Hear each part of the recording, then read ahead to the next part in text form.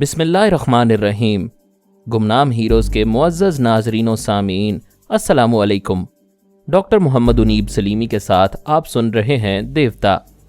تو آئیے بڑھتے ہیں کہانی کی جانب۔ ٹیلیپیتھی کا علم حاصل کرنے سے پہلے تم بہنیں جس مقام پر تھیں اسی مقام پر واپس آ گئی ہو۔ بہتر ہے اپنی اپنی پسند سے شادی کر کے اچھی گھریلو زندگی گزارو۔ میں مورینا کو کسی اچھے ماحول میں چھوڑ کر تمہارے ساتھ رہنا چاہتی ہوں۔ میرے ساتھ میرا سایہ بھی ہمیشہ نہیں رہتا، تم کیسے رہ سکو گی؟ میرا مشورہ مان لو اور مورینا کے ساتھ جہاں جانا چاہو چلی جاؤ، یہاں تمہیں کوئی نہیں روکے گا۔ اس کے بعد میں نے اس کا جواب نہیں سنا۔ منگل پانڈے سے کہا، تیار ہو جاؤ، تمہیں ابھی چلنا ہے۔ پھر میں نے سپر ماسٹر سے کہا، میں یہاں سے پانڈے کے ساتھ آدھے گھنٹے بعد روانہ ہو جاؤں گا، تم وہاں سے غلام باقی کو روانہ کر دو، ہم تینوں اس شہر سے نکل جانا چاہتے ہیں۔ اس نے مانی خیز سوال کیا، کیا تمہارے ساتھ زیادہ سامان ہوگا؟ میں نے اس کی توقع کے خلاف جواب دیا، ہم تینوں خالی ہاتھ جائیں گے، ایک تنکا بھی یہاں سے نہیں لے جائیں گے۔ اس نے حیرانی سے پوچھا، کیا ٹرانسفارمر مشین بھی یہاں چھوڑ جاؤ گے؟ وہ فی الحال یہیں رہے گی۔ فرحاد، تم حیران کر رہے ہو، کیا میں رابطہ ختم کر دوں؟ ذرا ٹھہرو، یہ بتا دو یہاں سے جانے کے بعد پھر تمہارا کون سا نمائندہ ہم سے رابطہ قائم کرے گا؟ شہر سے نکلنے کے بعد میں اسی ملک میں رہوں گا، ٹرانسفارمر مشین چھوڑ کر نہیں جا سکوں گا، لہٰذا مجھ سے ہی رابطہ رہے گا۔ ایک اور بات بتا دوں، میں نے آئرن اور ہارڈی کو آزاد کر دیا ہے، وہ بھی اس شہر سے باہر جا رہے ہیں، تم جب چاہو ان کے دماغ میں پہنچ کر معلومات حاصل کر سکتے ہو، میں ان پر توجہ دیتا رہوں گا۔ رابطہ ختم ہو گیا۔ آدھے گھنٹے بعد میں منگل پانڈے کے ساتھ وہاں سے روانہ ہوا۔ اسی طرح فوجی گاڑیاں ہمارے آگے پیچھے چلتی رہیں۔ ہم بخیریت فلائنگ کلب پہنچ گئے۔ غلام باقی ہم سے پہلے پہنچا ہوا تھا۔ ہمیں رخصت کرنے والے افسروں میں سے ایک معمر افسر نے مصافحہ کرتے ہوئے کہا، مسٹر فرحاد، میں تمہاری صلاحیتوں کا قائل ہوں، تمہیں دل کی گہرائیوں سے چاہتا ہوں۔ اس طرح خالی ہاتھ جاتے دیکھ کر تمہارے یقین اور اعتماد پر رشک آ رہا ہے، یعنی تم نے اس مشین کو کسی ایسی جگہ چھپا رکھا ہے جہاں تمہارے اعتماد کے مطابق کوئی کبھی نہیں پہنچ سکے گا۔ لیکن تمہاری صلاحیتوں کا اس قدر قائل ہونے اور تمہاری قدر کرنے کے باوجود ایک سرکاری افسر کی حیثیت سے دعا کروں گا کہ میں اس مشین تک پہنچ جاؤں۔ میں نے ہنستے ہوئے مصافحہ کیا۔ اس دوران میں نے ہیلی کاپٹر کے پائلٹ سے بات کی تھی، اس کے دماغ میں پہنچ کر اطمینان کیا تھا کہ کوئی سازش تو نہیں ہے۔ ہیلی کاپٹر کو پوری طرح چیک کر لیا گیا ہے، کسی طرح کا خطرہ نہیں ہے۔ تب میں غلام باقی اور منگل پانڈے کے ساتھ اس میں سوار ہو گیا۔ اس شہر سے نکلتے وقت یوں لگ رہا تھا جیسے ہم ایک طویل مدت سے کوارنٹائن میں تھے، ہمیں کوئی متعدی مرض لاحق تھا، اسی لیے ہم ایک شہر کی حدود میں پابند کر دیے گئے تھے اور اب ہم شفا پا کر وہاں سے نکل رہے تھے۔ افسوس، سپر ماسٹر اپنی پوری فوج کے ساتھ بیمار پڑ گیا تھا۔ پتہ نہیں کب تک اس شہر کو ساری دنیا سے کاٹ کر الگ رکھنا چاہتا تھا۔ شیبہ اور آمنہ تنہا رہ گئی تھیں۔ ہمارے منصوبے کے مطابق دونوں پارس بابا صاحب کے ادارے میں پہنچا دیے گئے تھے۔ وہاں وہ شیخ الفارس کے سائے میں رہ کر اعلیٰ تعلیم و تربیت حاصل کر رہے تھے۔ ماسٹر واٹسروکی انہیں فولاد بنانے کے ابتدائی مرحلے سے گزار رہا تھا۔ شیبہ کا دل اپنے پارس کے بغیر نہیں لگتا تھا، جو پارس کے بغیر نہیں رہ سکتی تھی، لہٰذا وہ بھی چلی گئی تھی۔ شیبہ ان دونوں سے ملنے کے لیے ہفتے میں ایک بار تل ابیب سے پیرس جاتی تھی۔ ایک دن اور ایک رات جو اور پارس کے ساتھ گزارتی تھی، پھر دوسرے دن واپس آ جاتی تھی۔ وہ تل ابیب میں کافی مصروف رہتی تھی، وہاں کے بڑے بڑے عہدیداروں کے ہاں کسی نہ کسی تقریب میں شریک ہوتی تھی، پھر کسی نہ کسی اہم معاملے میں ان عہدیداروں سے خفیہ ملاقاتیں بھی کرتی تھی۔ فی الحال ہر اہم معاملے کی تان ٹرانسفارمر مشین پر آ کر ٹوٹتی تھی۔ آخر میں یہی پوچھا جاتا تھا، مسٹر فرحاد، کب تک وہ مشین وہاں سے نکال لائیں گے؟ شیبہ جواب دیتی تھی، ایسی جلدی بھی کیا ہے، ہمیں اس مشین کی ضرورت نہیں ہے، اسی لیے اطمینان سے جہاں پڑی ہے وہیں چھوڑ دیا ہے۔ مسٹر فرحاد نے اس کے متعلق تمہیں کچھ بتایا ہوگا، نہ وہ ایسی باتیں بتاتے ہیں اور نہ ہی میں پوچھتی ہوں۔ شیبہ، تم جانتی ہو ہم سب تمہیں بیٹی مانتے ہیں اور جو بات بہتر سمجھتے ہیں وہ تمہارے کانوں تک پہنچا دیتے ہیں۔ وہ مسکرا کر بولی، اسی لیے تو میں یہاں رہتی ہوں، یہاں سب میرے اپنے ہیں، اور جو اپنے نہیں ہیں وہ بزرگ بھی مجھے بیٹی کی طرح مانتے ہیں اور مجھے اچھے اچھے مشورے بھی دیتے ہیں۔ ایک عہدیدار نے کہا، تمہیں اس مشین کے متعلق معلوم کرنا چاہیے کہ اسے کہاں چھپا کر رکھا گیا ہے۔ فرض کرو خدا نخواستہ فرحاد کو کچھ ہو جائے، خدا نخواستہ کوئی دشمن اس پر غالب آ جائے، اس کے دماغ کو ناکارہ بنا دے اور وہ بھول جائے کہ مشین کہاں چھپا کر رکھی ہے، تو پھر تم میں سے کوئی وہاں تک نہیں پہنچ سکے گا۔ یہی بات میں اپنے متعلق سوچتی ہوں۔ اگر خدا نخواستہ میں کسی مصیبت میں گرفتار ہو جاؤں، کوئی مجھے اغوا کر لے اور میرے دماغ کو تنویمی عمل کے ذریعے تسخیر کر لے اور یہ معلوم کر لے کہ فرحاد نے مجھے اس مشین کے بارے میں کیا کچھ بتایا ہے، تو اس طرح مشین کا راز فاش ہو جائے گا۔ ایک اور عہدیدار نے کہا، دونوں طرح ہی سے نقصان ہے، لہٰذا فرحاد کے علاوہ بھی کسی کو مشین کے بارے میں معلوم ہونا چاہیے۔ آپ اطمینان رکھیں، ہم سب جناب شیخ الفارس صاحب کے عقیدت مند ہیں، ان سے کوئی بات نہیں چھپاتے، کیونکہ ان کے دماغ میں کوئی خیال خوانی کرنے والا نہیں پہنچ سکتا، انہیں خدا نہ کرے کسی طرح بھی کمزور نہیں بنا سکتا، اس لیے فرحاد نے انہیں مشین کے متعلق سب کچھ بتا دیا ہے۔ اعلیٰ حکام میں سے ایک نے پوچھا، شیبہ، کیا تمہیں یقین ہے کہ ٹیکساس سٹی میں مسٹر فرحاد ہی سرگرم عمل ہیں؟ شیبہ نے پوچھا، پھر اور کون ہو سکتا ہے؟ تم جانتی ہو اسرائیلی انٹیلیجنس میں ذہین سراغ رساں ہیں، انہوں نے معلومات حاصل کی ہیں کہ ٹیکساس سٹی میں مسٹر فرحاد کی ڈمی ہے۔ یہ ہو سکتا ہے تم ہم سے کچھ چھپا رہی ہو۔ یقین کریں میں کچھ نہیں چھپا رہی ہوں، اتنا تو آپ لوگوں نے دیکھ لیا ہے کہ فرحاد سے میرا براہ راست کوئی رابطہ نہیں ہے، میں فرحاد کی محبوباؤں میں شامل نہیں ہونا چاہتی، اس لیے ان سے ہمیشہ دور رہتی ہوں اور رسونتی وغیرہ کے ذریعے ان سے کوئی اہم بات کرتی ہوں۔ کوئی ضروری بات نہ ہو تو میں ان کے کسی معاملے سے دلچسپی نہیں رکھتی۔ اسرائیلی حکام اور شیبہ کی قوم کے دوسرے لوگ اس بات سے خوش تھے کہ وہ میری محبوباؤں میں شامل نہیں ہے اور خود کو مجھ سے بچائے رکھتی ہے، بلکہ مجھ سے کوئی تعلق نہیں رکھتی۔ یہ بات ان کے حق میں جاتی تھی۔ ہو سکتا تھا آئندہ کبھی ہمارے درمیان اختلاف پیدا ہو جاتا تو شیبہ اپنی قوم اور اپنے ملک کی حمایت میں میرے خلاف کھڑی ہو سکتی تھی۔ ابھی ایسے آثار نہیں تھے، لیکن امید پر دنیا قائم ہے اور وہ ہم سے یہی امید لگائے بیٹھے تھے کہ کبھی نہ کبھی تو ہمارے درمیان اختلاف ہوگا۔ یہ پوری دنیا دوغلی سیاست کی لپیٹ میں ہے، ہر ملک کا حکمران اپنے مفاد کے لیے دوستی کرتا ہے، ان کے درمیان وہی لوگ زندہ رہ سکتے ہیں جو حکمت عملی سے کام لیتے رہتے ہیں۔ شیبہ اپنے ٹائم ٹیبل کے مطابق ہفتے کی صبح تل ابیب سے روانہ ہوئی۔ آمنہ ہمیشہ اس کے ساتھ رہتی تھی۔ ان کے لیے ایک طیارہ مخصوص تھا جو انہیں پیرس پہنچاتا تھا، پھر دوسرے دن تل ابیب واپس لے جاتا تھا۔ ماسک مین نے رسونتی سے رابطہ قائم کیا، اسے بھی مشین کی فکر اور جستجو تھی۔ اس نے کہا، میڈم، میں نے اپنے تمام ذرائع استعمال کیے کہ کسی طرح فرحاد صاحب سے رابطہ قائم ہو، لیکن وہ شاید مجھ سے ناراض ہیں۔ رسونتی نے کہا، بھلا آپ سے کیسے ناراضگی ہو سکتی ہے؟ آپ تو برے وقت میں ہمارے کام آتے ہیں۔ ہاں، مشین کے بارے میں ذرا سا اختلاف ہے، لیکن اس اختلاف کا مطلب یہ نہیں ہے کہ خدا نخواستہ ہمارے درمیان ناراضگی یا کشیدگی پیدا ہو جائے۔ آپ کہنا کیا چاہتے ہیں؟ میں بھی دوسروں کی طرح حیران ہوں کہ آخر وہ مشین اسی شہر میں ہے تو پھر کسی کو نظر کیوں نہیں آتی؟ جب کوئی چیز ہو اور نظر نہ آئے تو ایسے وقت آپ کیا رائے قائم کر سکتے ہیں؟ میں سوچ سوچ کر تھک گیا ہوں۔ یہی بات سمجھ میں آتی ہے کہ یہ فریب نظر کا معاملہ ہے۔ جس طرح میسمرزم یا کالا جادو جاننے والے نظر بندی کرتے ہیں اور آنکھوں کے سامنے رکھی ہوئی چیز نظروں سے اوجھل کر دیتے ہیں، اسی طرح مسٹر فرحاد نے کوئی ایسا عمل کیا ہے، مشین موجود ہوتے ہوئے بھی کسی کو نظر نہیں آ رہی۔ رسونتی نے کہا، آپ اچھی طرح جانتے ہیں ہمارے پاس صرف خیال خوانی کا علم ہے، ہم نے کالا جادو جیسا منحوس علم نہیں سیکھا اور نہ ہی میسمرزم جانتے ہیں، اور یہ بھی نہیں جانتے کہ کس طرح سامنے والے کی نظر کو فریب دیا جاتا ہے اور وہ دیکھتے ہوئے بھی کچھ دیکھ نہیں پاتا۔ ہمارے پاس ایسا کوئی علم نہیں ہے۔ یہ سب کچھ نہیں ہے تو میں یقین سے کہتا ہوں کہ مشین بھی اس شہر میں نہیں ہے، اور میں پوری سچائی سے کہتی ہوں کہ اسی شہر میں ہے۔ ہم کسی مناسب موقع پر اسے وہاں سے نکال لائیں گے تو سب کی آنکھیں کھلی کی کھلی رہ جائیں گی، لوگ پھر ایک بار فرحاد کی ذہانت کے قائل ہو جائیں گے۔ سپر ماسٹر، ماسک مین اور اسرائیلی حکام کے علاوہ اور نہ جانے کتنے مشین کے دیوانے تھے جو ٹیکساس شہر کے باہر کسی مناسب موقع کے انتظار میں تھے اور سوچ رہے تھے انہیں اس شہر میں داخل ہونے کا موقع مل جائے تو شاید وہ مشین کو ڈھونڈ نکالیں، اور ایسا موقع انہیں مل گیا تھا۔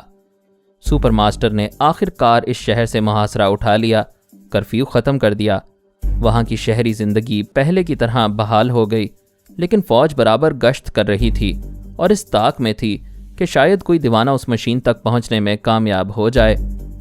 پہلے صرف سپر ماسٹر کے لیے یہ چیلنج تھا کہ وہ ایک شہر کے اندر مشین کو ڈھونڈ نکالے۔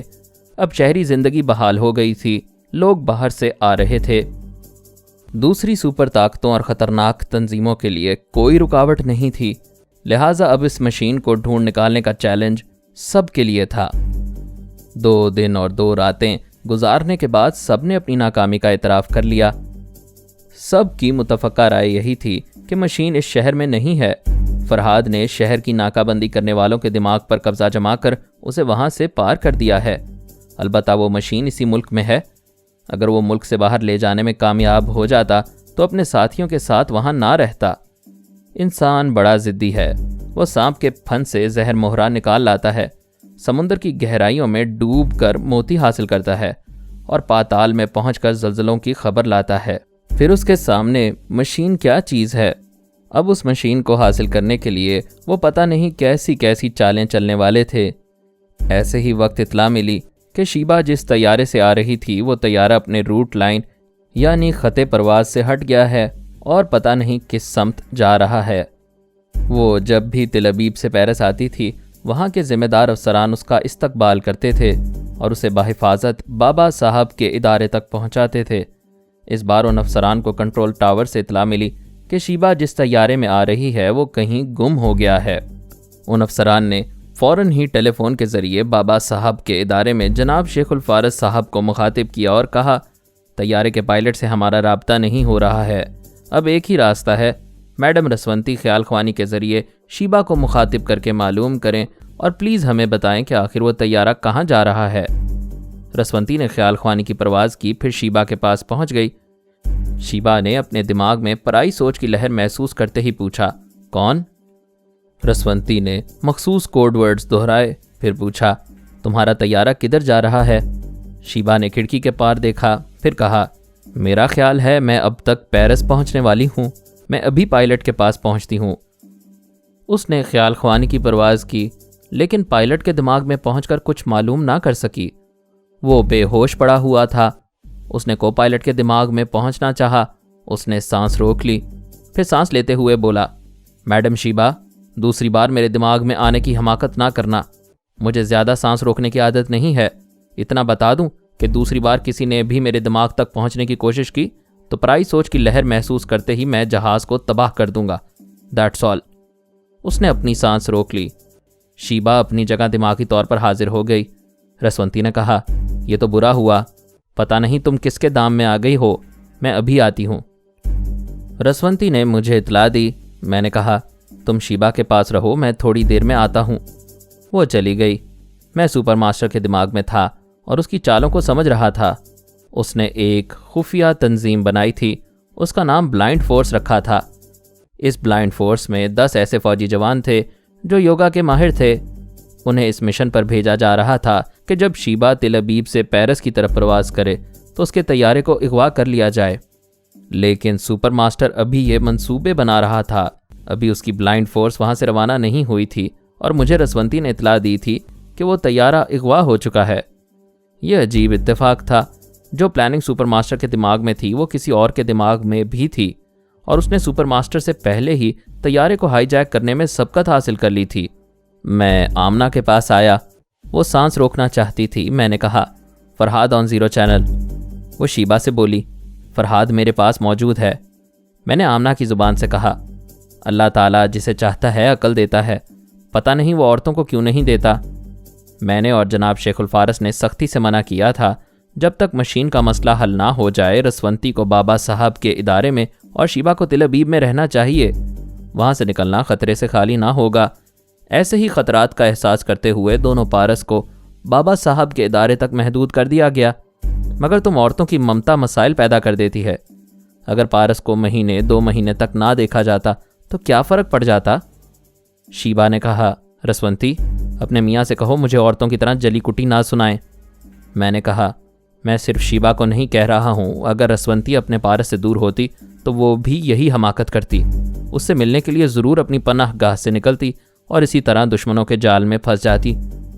شیبہ نے کہا، تم خدا کا شکر ادا کرو، تمہاری بیوی محفوظ ہے، مجھے پھنسنے دو۔ پھنسنے ہی کا شوق ہے تو کیا میں دشمنوں سے برا ہوں؟ شیبا نے آمنہ سے کہا، سانس روک لو۔ آمنہ نے سانس روکی۔ میں دماغی طور پر اپنی جگہ حاضر ہو گیا۔ دوسرے ہی لمحے شیبا کے دماغ میں پہنچ گیا۔ چونکہ وہاں پہلے سے رسونتی موجود تھی اس لیے دماغ کا دروازہ کھلا ہوا تھا۔ اس نے مجھے محسوس نہیں کیا تھا۔ میں نے رسونتی سے کہا، یہ پارس کی کنواری ماں بہت نک چڑی ہے۔ رسونتی نے کہا، تم اسے کیوں چھیڑ رہے ہو؟ شیبا نے کہا، کچھ لوگوں کی عادت ہوتی ہے کسی کو مصیبت میں دیکھ کر مذاق اڑاتے ہیں، لیکن میں مجبور اور بے بس نہیں ہوں۔ اپنے میاں سے کہہ دو میرے معاملات میں مداخلت نہ کریں۔ اگر میں دشمنوں کے جال میں آ گئی ہوں تو اس جال کو توڑنا بھی جانتی ہوں، اور میں تنہا ایسا کر کے دکھا سکتی ہوں۔ رسونتی نے کہا، شیبا تم جوش میں آ کر ایسے دعوے نہ کرو۔ میں جانتی ہوں تم کوشش کرو گی اور قسمت نے تمہارا ساتھ دیا تو تنہا بھی دشمنوں کے چنگل سے نکل آؤ گی، لیکن کیا تم ہمیں بے مروت اور بے حس سمجھتی ہو؟ کیا ہم تمہارے پھنسنے اور پھنس کر نکلنے کا تماشا چپ چاپ دیکھتے رہیں گے؟ میں نے کہا، ہم اچھی طرح جانتے ہیں شیبا کو کیوں اغوا کیا جا رہا ہے۔ اغوا کرنے والے ٹرانسفارمر مشین کا مطالبہ کریں گے، جہاں میں نے اسے چھپایا ہے وہاں سے نکالنے پر مجبور کریں گے۔ شیبا نے کہا، میں ابھی سے کہہ دیتی ہوں چاہے میری جان چلی جائے وہ ٹرانسفارمر مشین دشمنوں کے حوالے نہ کرنا۔ رسونتی نے کہا، تم مشین کی بات کرتی ہو، ہم تمہیں زندہ سلامت واپس لانے کے لیے اپنی اولاد کو بھی دشمنوں کے حوالے کر سکتے ہیں۔ تم فضول باتیں نہ کرو۔ جہاں تمہارا دماغ کام نہ کرے وہاں خاموشی اختیار کرو۔ ان حالات میں جو ہمیں کرنا ہوگا وہ کریں گے، دیکھتی جاؤ آگے کیا ہوتا ہے۔ کو پائلٹ کی آواز اسپیکر کے ذریعے سنائی دی، مس شیبا اور مس آمنہ سیفٹی بیلٹ باندھ لیں، طیارہ اترنے والا ہے۔ آمنہ نے سیفٹی بیلٹ باندھتے ہوئے کھڑکی کے پار دیکھا۔ جہاز کی اڑان نیچی ہو رہی تھی۔ دور تک سمندر ہی سمندر دکھائی دے رہا تھا۔ 1 منٹ کے بعد ہی خشکی کا کچھ حصہ نظر آیا۔ اس سے اندازہ ہوا کہ طیارہ کسی جزیرے پر اتر رہا ہے۔ شیبا نے دوسری طرف کی کھڑکی کے پاس جا کر سیفٹی بیلٹ باندھ لی تھی۔ رسونتی شیبا کے ذریعے اور میں آمنہ کے ذریعے اس جزیرے کو دیکھ رہے تھے۔ ہم وہاں کی خاص چیزوں کو دیکھ کر معلوم کرنا چاہتے تھے کہ دنیا کے نقشے میں وہ جزیرہ کہاں ہوگا۔ وہاں کے خاص درخت، وہاں کے مخصوص پھل یا مخصوص پرندوں کو دیکھ کر وہاں کے خاص جغرافیائی حالات کو سمجھ کر اس جزیرے تک پہنچا جا سکتا تھا۔ ہم نے وہاں گھنے جنگلات دیکھے۔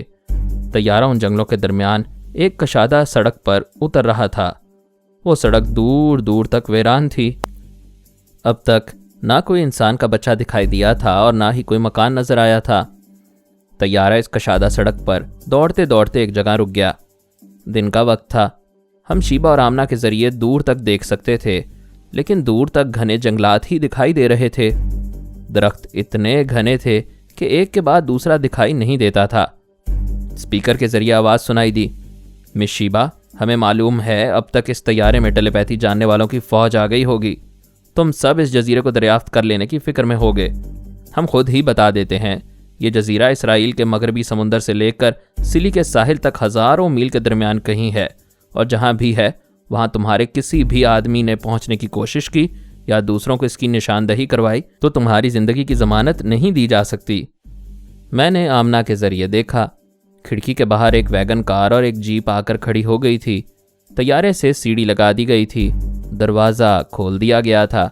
ایک شخص جیپ سے اتر کر میگا فون کے ذریعے کہہ رہا تھا، مس شیبا خوش آمدید، یہاں تمہیں ہر شخص یوگا کا ماہر ملے گا، تمہاری ٹیلی پیتھی کسی کام نہیں آئے گی۔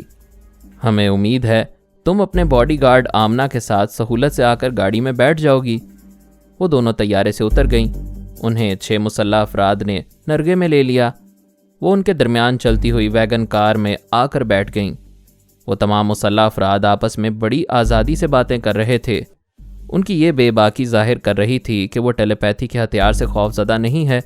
اس کے باوجود شیبا نے ایک کے دماغ میں پہنچنا چاہا، رسونتی نے دوسرے کے دماغ میں کوشش کی اور میں نے تیسرے کے دماغ میں۔ انہوں نے سانسیں روک لیں، پھر کہے لگانے لگے۔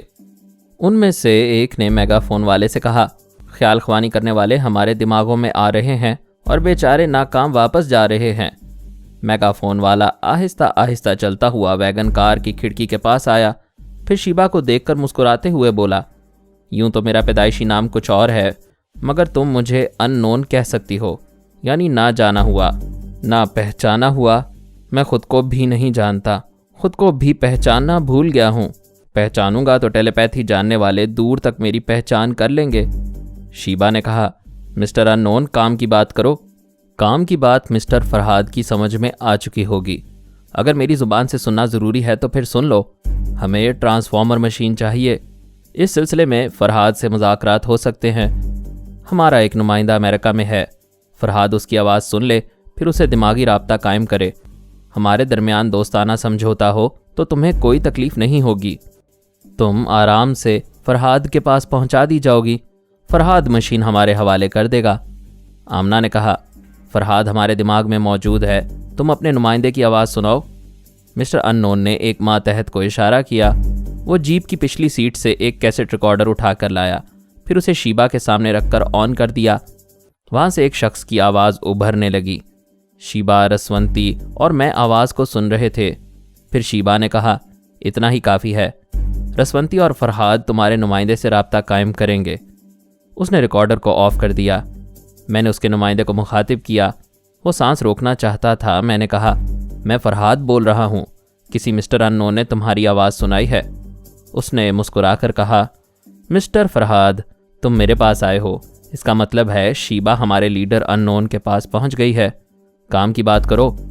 کام کی بات بہت مختصر ہے، صرف اتنا بتا دو وہ مشین کہاں چھپائی ہے۔ وہ جہاں بھی ہے وہاں تک تم میں سے کوئی نہیں پہنچ سکے گا، صرف میں ہی اسے نکال سکتا ہوں۔ ہمیں مشین چاہیے، تو پھر مشین لینے کی بات کرو اور یہ نہ پوچھو اسے کہاں چھپا کر رکھا گیا ہے۔ اسے چھپانے کا انداز نہایت ہی عجیب و غریب ہے۔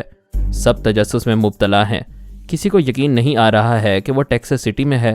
کیا یہ درست ہے؟ وہ اسی شہر میں ہے، لیکن کسی کو نظر نہیں آئے گی۔ مشین تو ہم ہر حال میں وصول کریں گے، لیکن یہ بھی جاننا چاہیں گے کہ اسے اتنی کامیابی سے کہاں چھپا کر رکھا ہے۔ مسٹر ان نون سے کہو وہ شیبا کو پیرس روانہ کر دے، میں وہ مشین تمہارے حوالے کر دوں گا اور یہ بھی بتا دوں گا کہ وہ اب تک کہاں چھپا کر رکھی گئی تھی۔ مسٹر فرہاد، پہلے ہم مشین حاصل کریں گے، پھر اسے اس جزیرے میں لے جائیں گے جہاں شیبا قید کی گئی ہے۔ پھر شیبا کے دماغ سے ہمارے اہم آدمیوں کے دماغ میں ٹیلی پیتھی منتقل ہوگی۔ اس کے بعد اسے رہا کر دیا جائے گا۔ کیا خوب پلاننگ ہے۔ کیا تم لوگوں کو معلوم ہے میں ٹیکساس سٹی سے خالی ہاتھ باہر آیا ہوں؟ یہ ہم جانتے ہیں۔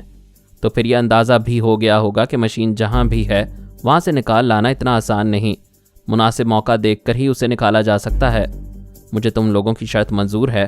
میں اس مشین کو نکالنے کے بعد تمہارے ساتھ یا مسٹر ان نون کے کسی بھی آدمی کے ساتھ اس جزیرے میں آؤں گا۔ تم وہاں کبھی قدم نہیں رکھ سکو گے۔ تو پھر تم لوگ کبھی اس مشین کو استعمال نہیں کر سکو گے، کیونکہ میں ہی اسے آپریٹ کرنے کا طریقہ جانتا ہوں۔ تم شیبا سے کہہ دو کہ وہ مسٹر ان نون کو مشین آپریٹ کرنے والی بات بتائے۔ میں نے کہا، جب میں اور شیبا تمہارے مسٹر ان نون سے براہ راست گفتگو کر سکتے ہیں تو پھر تمہاری کیا ضرورت ہے؟ تم کس بات کے نمائندے ہو؟ میری ڈیوٹی اتنی ہے کہ میں اس مسئلے پر تبادلہ خیال کروں اور کوئی مسئلہ الجھ جائے تو اسے مسٹر ان نون پر چھوڑ دوں۔ دوسری ڈیوٹی یہ ہے کہ مشین کے معاملے میں ہمارے درمیان سمجھوتا ہو جائے تو میں تمہارے ساتھ رہا کروں، تاکہ مشین کو ایک جگہ سے دوسری جگہ منتقل کرتے وقت ہمیں اطمینان رہے کہ ہمارے ساتھ کوئی فراڈ نہیں ہو رہا۔ رسونتی ہماری باتیں سن کر شیبا کو بتا رہی تھی۔ ادھر شیبا اور آمنہ ان کے ساتھ گاڑی میں بیٹھ کر سفر کرتے ہوئے ایسی جگہ پہنچ گئی تھیں جہاں 2 لکڑی کے کاٹیجز نظر آ رہے تھے۔ ایک کاٹیج ان دونوں کے لیے مخصوص کر دیا گیا تھا۔ اس کے آس پاس اتنا گھنا جنگل تھا کہ وہاں کا جغرافیہ سمجھ میں ہی نہیں آتا تھا۔ شیبا نے مسٹر ان نون کو بلا کر میرے اور نمائندے کے درمیان ہونے والی گفتگو کا خلاصہ سنایا اور کہا، مشین کو آپریٹ کرنے کے لیے یہاں فرہاد کی موجودگی لازمی ہوگی۔ مسٹر ان نون نے کہا، ہم نادان بچے نہیں ہیں، فرہاد کو یہاں قدم بھی نہیں رکھنے دیں گے۔ اس کا آسان طریقہ یہ ہے کہ فرہاد خیال خوانی کے ذریعے تمہیں مشین آپریٹ کرنے کا طریقہ سکھا دے۔ وہ طریقہ تم ہمیں لکھ کر دو گی۔ ہمارا ایک ماہر اس تحریر کو پڑھ کر مشین کو آپریٹ کرے گا۔ اگر آپریشن میں کامیابی ہوئی، تمہارے دماغ کی ٹیلی پیتھی ہمارے دماغ میں منتقل ہو گئی تو ہم تمہیں پیرس بھیج دیں گے، اور اگر کوئی فراڈ ہوا تو تمہارا کیا حشر ہوگا یہ بار بار کہنے کی ضرورت نہیں ہے۔ وہ مسکراتا ہوا اٹھا، پھر شاہانہ انداز میں چلتا ہوا ان کے پاس سے جانے لگا۔ اس لکڑی کے کاٹیج کا فرش بھی لکڑی کا بنا ہوا تھا۔ چلتے وقت کھٹ کھٹ کی آواز گونجتی تھی اور مسٹر ان نون کے روب اور دبدبے میں اضافہ کرتی تھی۔ وہ کاٹیج پتہ نہیں کتنے برسوں کا تعمیر کیا ہوا تھا۔ لکڑی کے تختے پرانے ہو گئے تھے۔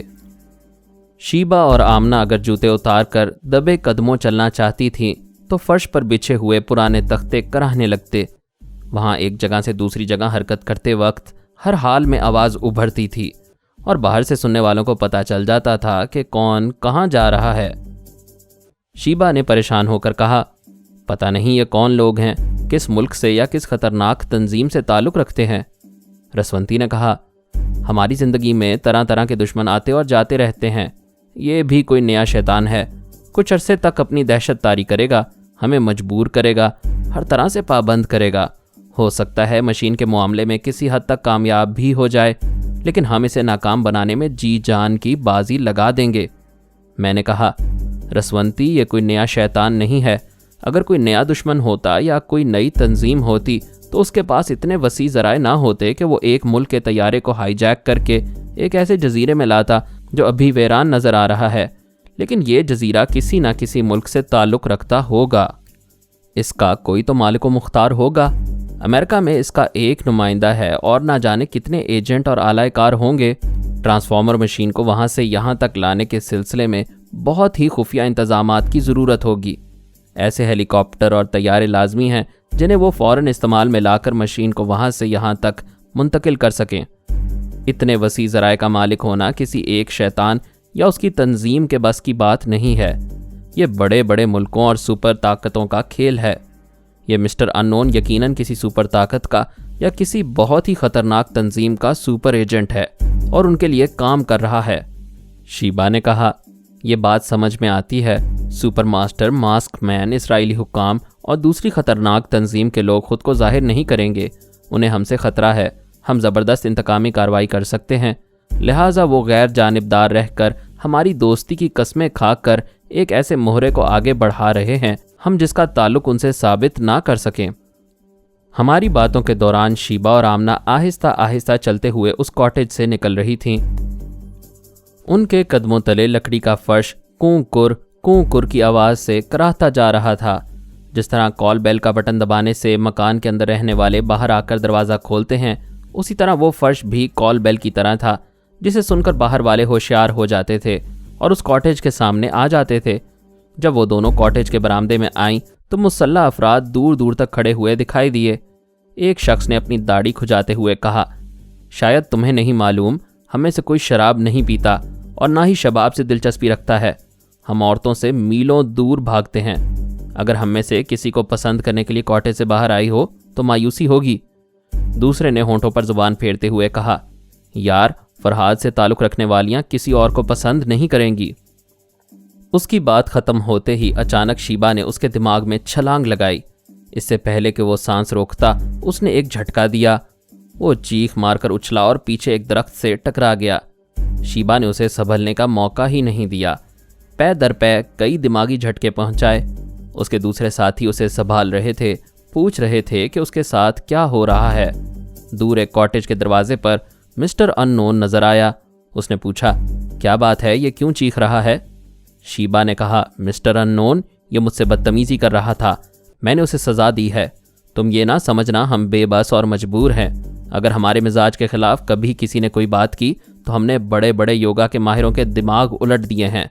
تم لوگوں کی حیثیت ہی کیا ہے؟ مسٹر انون اس کی باتیں سن رہا تھا اور بار بار اپنے اس مسلح ماتحت کو دیکھ رہا تھا۔ پھر اس نے تعجب سے پوچھا، یہ تو سانس روک لیتا ہے، تم اس کے دماغ میں کیسے پہنچ گئیں؟ شیبہ نے کہا، یہ اپنی گندی باتوں میں مست ہو رہا تھا اور اپنی مستی میں بے خبر ہو رہا تھا، اس کی بے خبری سے میں نے فائدہ اٹھایا۔ ایک بات یاد رکھو، کوئی بھی انسان ہمیشہ باخبر نہیں رہتا، ہمیشہ اپنی ذات پر توجہ نہیں دے سکتا، اسے دوسرے معاملات میں مصروف ہونا پڑتا ہے۔ ایسی ہی مصروفیات میں بے خبری کے دوران میں ایک بار خیال خوانے کی چھلانگ لگاؤں، اچانک دماغ میں پہنچ کر جھٹکا پہنچاؤں تو سانس روکنے والے کو موقع نہیں ملتا۔ وہ دوسری بار سانس روکنا چاہتا ہے، اس سے پہلے ہی دوسرا جھٹکا پہنچاتی ہوں، پھر یوگا کی مہارت دھری کی دھری رہ جاتی ہے۔ مسٹر انون، تمہارے ساتھ بھی یہی ہو سکتا ہے۔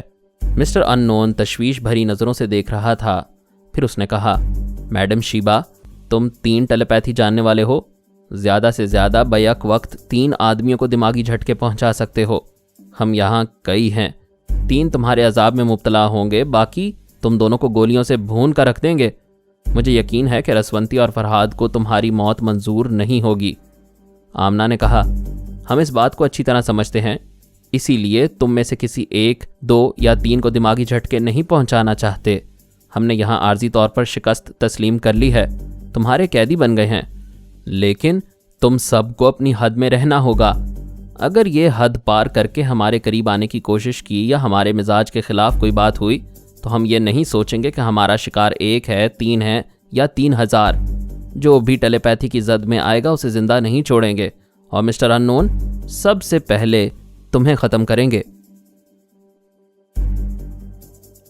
مزید اقساط سننے کے لیے ہمارے چینل کا سبسکرائبر بنیں اور ساتھ ہی بیل آئیکن کو کلک کریں تاکہ آپ کو ہر آنے والی نئی ویڈیو کی نوٹیفیکیشن ملتی رہے۔